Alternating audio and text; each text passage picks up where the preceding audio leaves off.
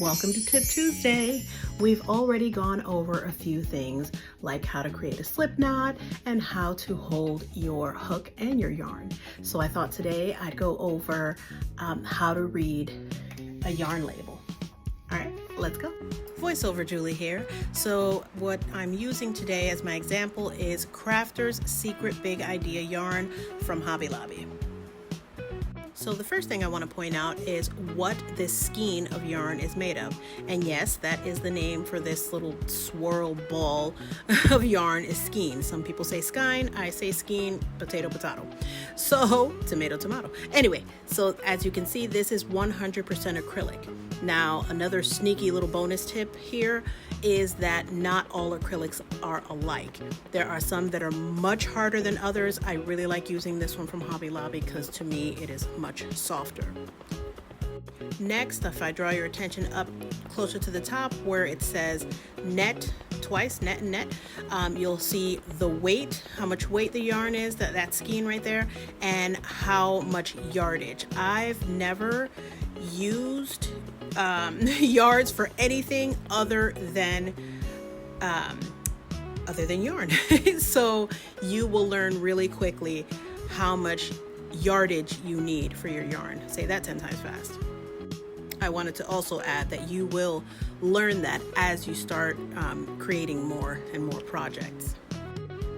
Now on the left side, you'll see towards the top, there are two, it looks like an X, there's two needles there. That's information that you'll need if you're knitting with this yarn. And at the bottom, you'll see a crochet hook. That's the information you need if you're using this yarn to crochet a project. It'll let you know at the top what size needles and what size hook you'll need. Since I use this yarn for crochet, I'm gonna go with that for you. You see it'll say USI 9. That's one way of saying it, or a 5.5 millimeter hook. I go by the millimeters, that's how I learned it. Some people go by the USI letters. I don't know how that goes, but I'm used to using the millimeter size.